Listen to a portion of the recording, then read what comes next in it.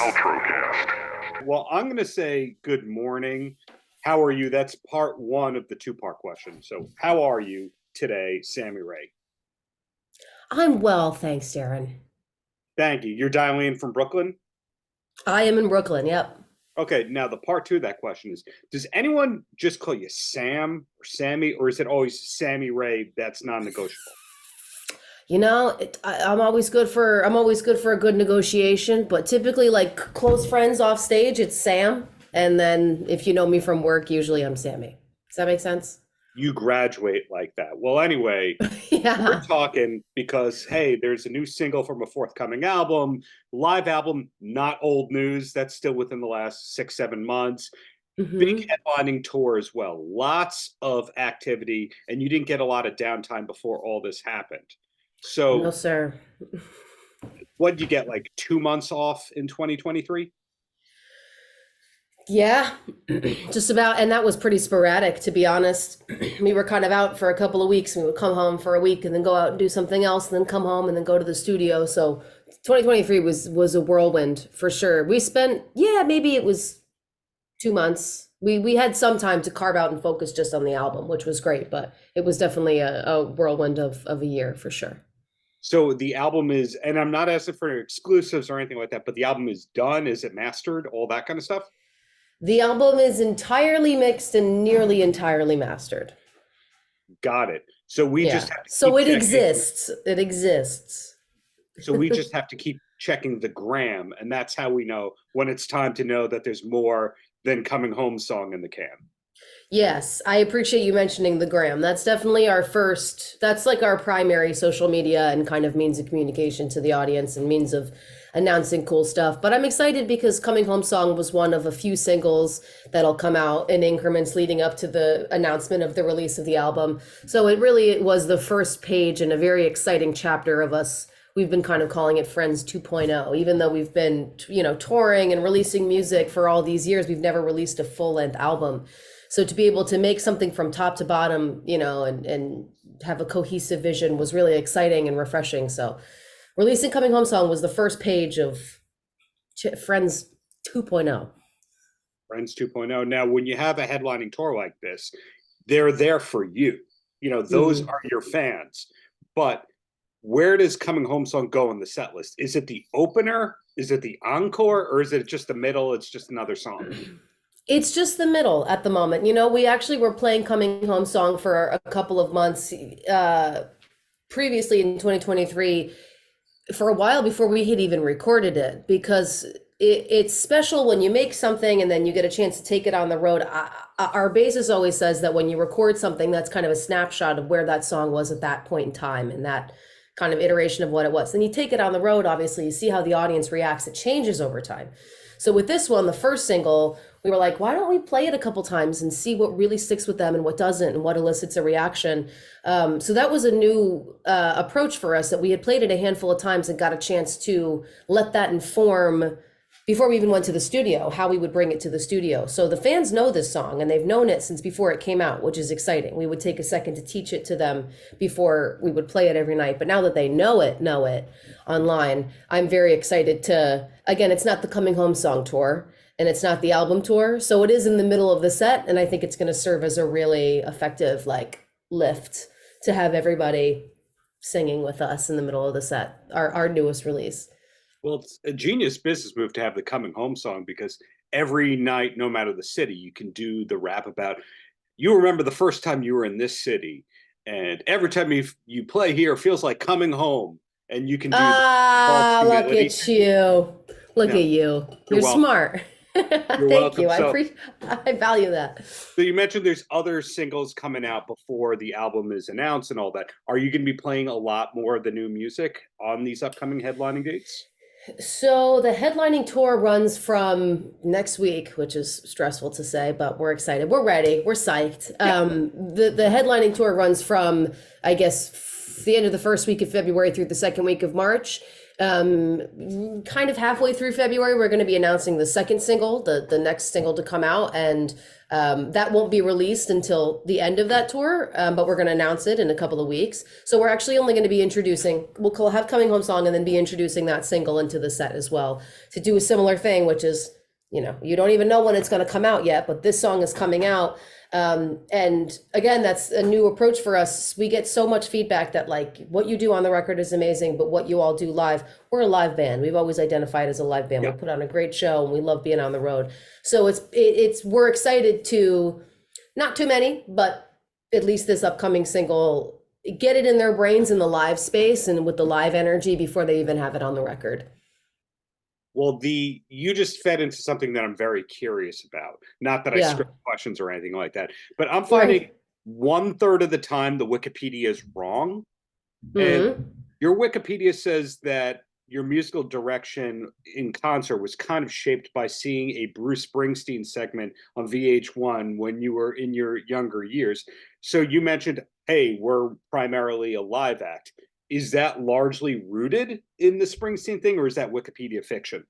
No, it's accurate. It's accurate.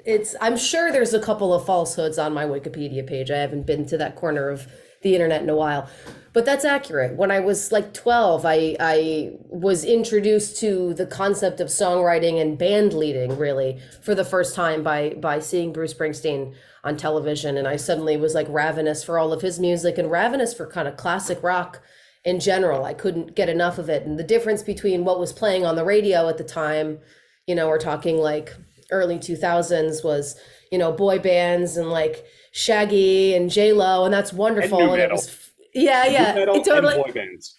Exactly. And that was fine and well. But that classic rock and like hard rock vibe of a band playing together, what was what was really attractive to me. And so I was just kind of ravenously consuming that in my preteens and my teen years. And then seeing Bruce, who is, you know, a songwriter, but also I think would identify himself as a band leader. Few people identify as a band leader, you know, you can be in a band, but to have that as your primary thing, I knew that's what I wanted to do. I wanted to make music, but I certainly didn't want to do it alone. I wanted to, and actually the handful of times when I have to go on stage by myself, it scares me to death. I don't like being on stage by myself, but I knew I wanted to be with folks that I loved. And I saw that so perfectly exemplified. The Friends. And I saw that so perfectly exemplified in the E Street Band. And I was like, yeah, I'm going to do that thing. So yes, that's accurate. That's an accurate statement. Kind of hard rock, classic rock, even a little folk rock, Fleetwood Mackie, but like the idea of a band with one or two people kind of in the front, but all sharing energy and bringing their own individual talents to the table. That was the thing that I knew I wanted to do from the very beginning.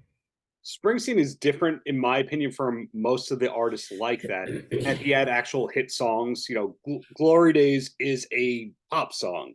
There are things like that. Whereas you see Southside Johnny or another artist like that, you go, these are great songs. They seem live. And then you hear the studio album and you go, meh.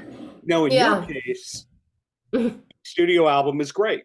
So is it something that comes out in the rehearsals where you know how to extend the songs and be a band leader? Meaning, is that a creative part of the whole process, or have I overthought that whole thing? No, I think you touched on some good stuff there. It's worth mentioning that while I'm the primary writer for this project, the arrangement process for all of our music is hugely collaborative. So writing in terms of like, here's the lyrics, here's the theme, here's the melody, here's the basic chord structure, here I want this horn line, or I'm thinking about this. That's me. And then it goes to the band, and then we spend hours with each song. Let's try this, let's try that instead. And it's a lot of auditioning ideas because there's 7 of us. We're all very good at what we do. So you've got an idea, let's audition this, let's vote. It's a lot of raising our hands and voting. And there's 7 of us, so usually it works out. When necessary, my vote counts as 2, but usually that's not necessary. And it's hugely collaborative in that way. So by the time we get to the live space, we all have it. I'm not teaching the band anything. We all have it in our bones because we all brought it to life together, you know? So it just is very natural in the way that we perform it on stage. And it's special because over the years, we're not like arranging and writing. I'm not writing for sax players anymore. I'm writing for Kellen and Max, you know? We're not arranging something that is going to sound great. We're arranging something that we can make sound better than any other band in the world.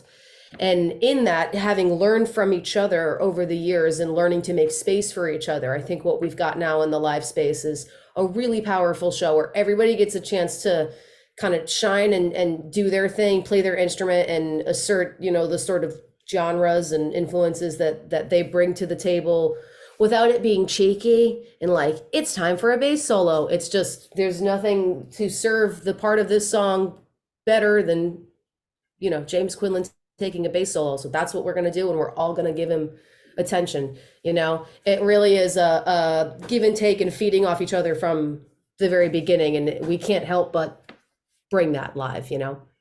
So what I'm hearing is, like any band leader, there are hand cues and hand gestures that the musicians on stage understand that the crowd would not necessarily know is going on.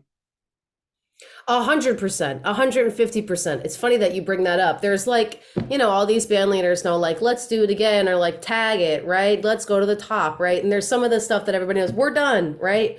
But it's funny, as you get to play with each other over the years, you get more comfortable, even in front of 3,000 people, trying new stuff. And if somebody's really on fire in a solo, I don't need to take up my hands and go, let Kellen do it again. But the band can see that I'm rolling on the floor, screaming at Kellen, and they know, just let Kellen have it. He's got to keep going, And we can all tell that. It's fun. If somebody's taking a solo or somebody does something interesting, and we do this all the time. It happens a lot with our drummer. It happens with everybody, but mostly with him, where he'll do something crazy and everybody in the band will look at him and be like, woo! And that's his sign that that was great. And our sign that we were all on the same wavelength and we loved it. And typically, without even mentioning it, he'll do it the next night. And then it'll become a part of that live song, with the song's live presentation every single night. And that's where a song evolves once it leaves the studio thing comes into play. That happens quite often. It was like, oh my God, that thing that you did here last night, do that now. Okay. And then you just do it. Okay. And most of the time it's not even spoken. So I'm hearing band leader tendencies, but no fines for messing up James Brown style. No. Have you read about this? I don't want to. He was really strict about that, right? Yeah. He was pretty might kick you out of the room sort of stuff. Dock your pay for mess ups that made him look bad, even though they weren't mess ups because he missed rehearsal.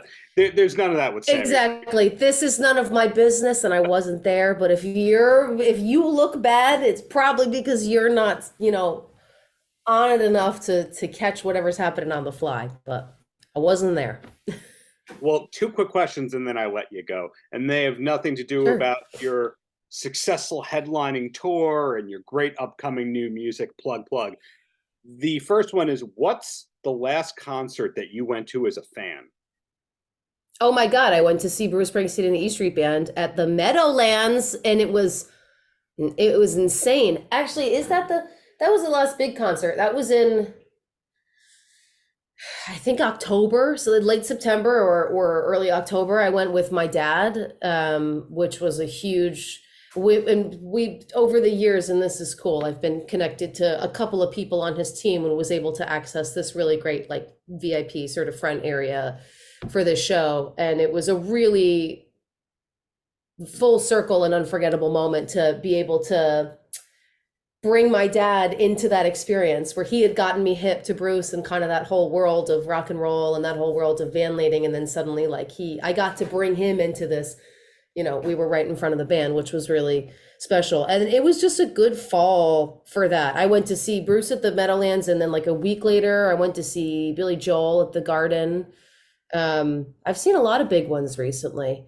And I would say even more recently than the Bruce concert, I went to see my dear friends Pan Arcadia play a show at Brooklyn Made. Really, really cool hard rock, up and coming New York based band that is really taken off and has some really cool music. So plug Pan Arcadia, go check them out.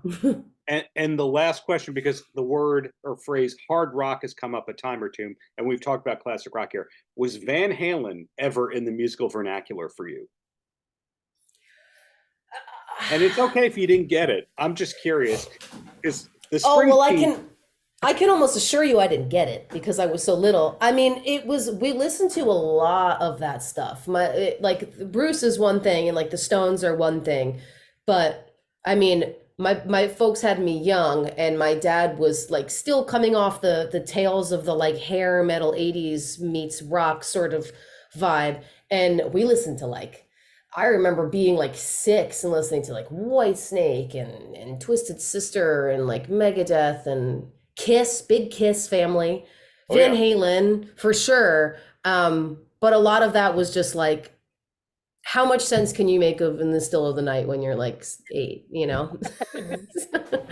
Slide it in when you're 6. It was great, but it certainly didn't it certainly wasn't a cornerstone defining influence of my what would become my songwriting style. A lot of Ozzy, and Ozzy's much more melodic than people give him credit for. And I would say that Ozzy was a bit of an influence on my writing style in the beginning. He's a melody man more than people realize. But on the topic of hard rock and all that, I will say just keep your eyes peeled and your ears open for our next single, because it definitely pays a lot of attention and homage to that corner of my musical brain. I'm psyched for that. I'm psyched. There's new music coming soon. Congrats in advance on that, the headlining tour, etc. I'm really looking forward to what's to come from you as a performer in the coming months. Amazing. Darren, thanks so much for having me. Paltrocast.